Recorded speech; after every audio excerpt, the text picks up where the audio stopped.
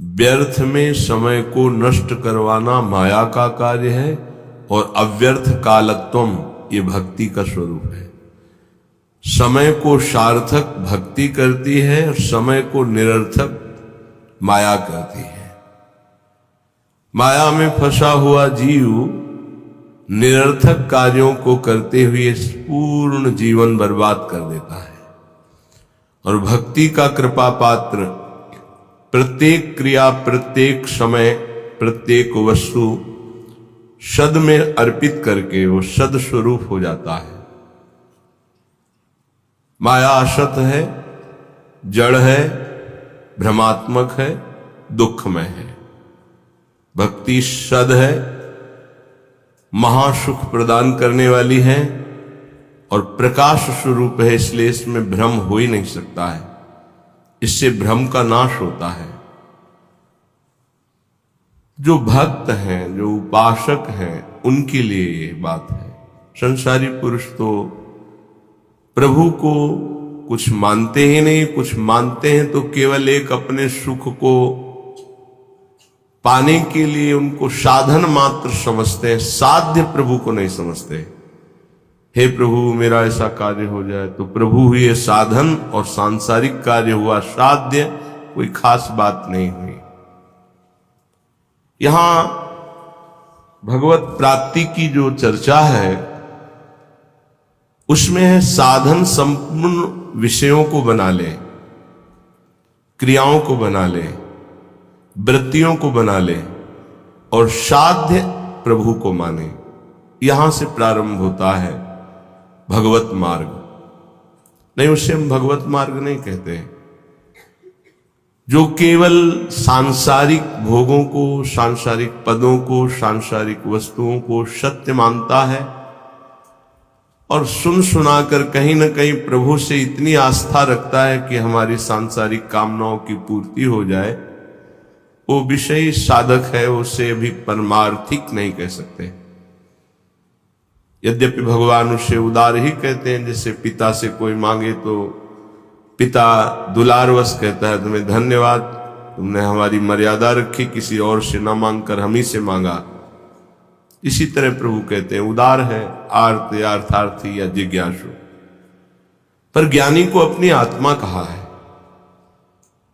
ज्ञानी अर्थात जो ये जान गया है कि संपूर्ण संसार एकमात्र सत्य परमात्मा है, प्रभु है और मेरे जीवन का लक्ष्य उसी प्रभु को प्राप्त करना है। ये भूल भुलैया के मार्गों को कहीं धर्म नहीं कहा जाता। त्यज लोक धर्मांश, लोक धर्मों का त्याग करने की बात कही गई, ये भूल भुलैया है। श्री भगवान जगत गुरु है, वही कह रहे हैं सर्वधर्मान परित्यज्य मामेकम शरणम व्रज। मेरी एक शरण में हो जाओ। मनुष्य जीवन का लाभ शरण में हो जाना है। शरणागति का तात्पर्य है तदर्पिता अखिलाचारिता तद्विस्मरणेन परम व्याकुलते। एक एक आचरण प्रभु के अनुकूल हो और निरंतर प्रभु का स्मरण हो। स्मरण में थोड़ा भी विस्मरण बर्दाश्त न हो, यही जीवन का परम लाभ है। यही जीवन का परम लाभ। ये बड़े बड़े सिद्ध संतों की बात है। स्मरण हमारे जीवन की परम उपलब्धि है। निरंतर स्मरण ये सिद्धावस्था की तरफ पदार्पण हो रहा है।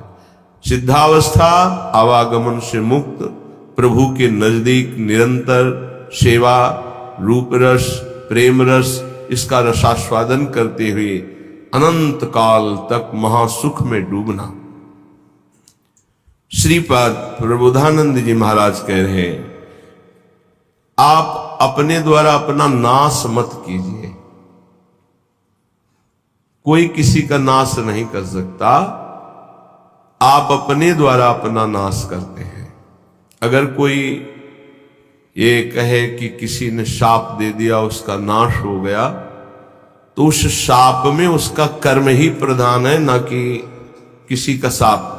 उसका कर्म प्रधान है। कहीं भी शाप दिया गया हो तो हमें ये दिखाना कि वो निर्दोष है और उसको शाप दिया गया और शाप लागू होकर उसको नाश कर दिया, कहीं भी हमें बताना खोज के इतिहास में। मुनिन कह क्रोधो मुक्ति दातार, अगर संतों ने कभी किसी को दंड दिया है, सांप रूपी दंड, तो सीधे भगवत प्राप्ति हुई उसकी। जैसे नलकूबर मणिग्रीव परम पावन भागीरथी अलकनंदा में, आकाश गंगा में अपवित्र दशा में थे। परम पावन धाराजू में कभी निर्वस्त्र स्नान करने के लिए नहीं कहा गया है, निषेध है, वो निर्वस्त्र थे। दूसरी बात, देवपुत्र होकर भी मदिरा पान किए हुए थे। कुबेर जी के पुत्र हैं, धनाध्यक्ष कुबेर। धन मद इतना बढ़ा कि परम पावन गंगा जी में भी खड़े होकर मदिरा पान करके ऐसे लौकिक विलासता। तो जे भी देवर्षि नारद जी गए तो अप्सराओं ने तो वस्त्र धारण करके उन चरणों में प्रणाम करके लज्जापूर्ण स्थिति में खड़ी हो गई, लेकिन वो निर्लज्ज मदिरा पान किए हुए ऐसे, ना कोई प्रणाम मुद्रा ना कोई। तो उन्होंने कहा, तुम इतने बड़े महापुरुष के पुत्र होकर ऐसा आचरण करते हो, जाओ मैं तुम्हें शाप देता हूं, वृक्ष योनि को प्राप्त हो जाओ। बड़ा भयंकर शाप, तो बड़ा भयंकर। कहां कुबेर पुत्र और कहां जड़ वृक्ष योनि। पर कृपालु नारद जी ने कहा, वृक्ष तो बनोगे पर नंदालय के द्वार में वृक्ष बनोगे। और भगवान सर्वलोक महेश्वर जब अवतार लेंगे तब तुम अपने स्वरूप में आ जाओगे। क्या सौभाग्य मिला, ऐसे साधनहीन को योगी दुर्लभ वांछित वरदान मिल गया। प्रभु उस नारद जी की बात सत्य करने के लिए जब मैया ने ओखली में बांधा तो ओखली घसीटते हुए वहां पहुंचे और दोनों वृक्षों के बीच में फंसा के ऐसा झटका मारा, दोनों वृक्ष गिर पड़े और उनसे दिव्य पुरुष यही नलकूबर मणिग्रीव प्रकट हुए और भगवान का दर्शन, भगवान के वचन, भगवान का स्पर्श प्राप्त किया। क्या यह शाप है? विचार कर, ये शाप नहीं है तो वरदान से भी श्रेष्ठ है। अगर कोई हमें शाप भी देता है तो हमारे कर्म का मार्जन होता है, हमारा कोई नाश नहीं कर सकता, हमारे कर्म ही हमको दंड देते हैं। इसलिए कह रहे, ना हंता ममते वृथा कुरु सखे, देहालय स्त्रियादिके छित्वा दुर्जर श्रृंखलम गुरुगिरा, ते मोह मात्रोदितम वृंदारण्यमुपेत्य शीघ्रमखिला,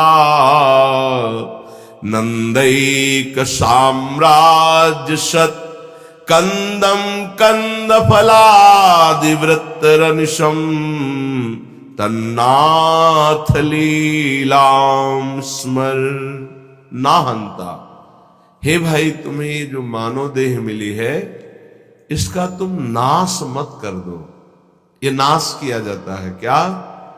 जो पराई माताओं बहनों की तरफ व्यभिचार वृत्ति, जो दूसरे की धन की तरफ अपहरण वृत्ति, भोगों को भोगने में सुख वृत्ति, देहाभिमान पुष्ट करने वाले पदों की लालसा, ये सब अपना एक तरह से पतन किया जाता है और इससे संसार में उन्नति मानी जाती है। उन्नति है इंद्रियों को शासन में रखना, मन को प्रभु में लगाना, यथालाभ संतोष स्थिति रखना, हर कर्तव्य को भगवान की सेवा समझना। हम अपने द्वारा अपना नाश ना करें, ना हंता, अपना नाश मत करो।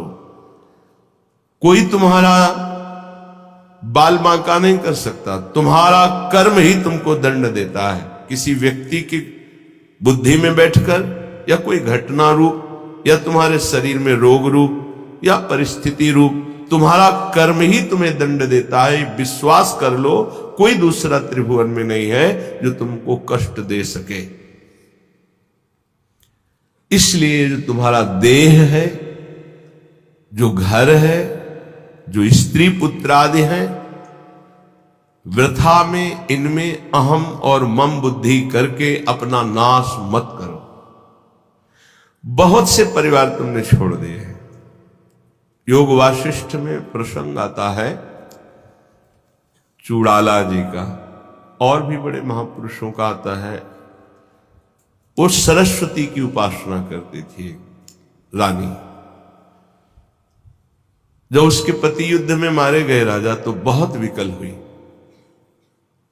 तो अपनी प्रिय सखी सरस्वती जी का स्मरण किया, आकाश स्थित हो गई और उसने कहा मेरा सहयोग करो, मैं इस समय बहुत व्यथित हूं, मुझे ऐसा ज्ञान प्रदान करो जिससे मैं अपने पति के वियोग को सह सकूं।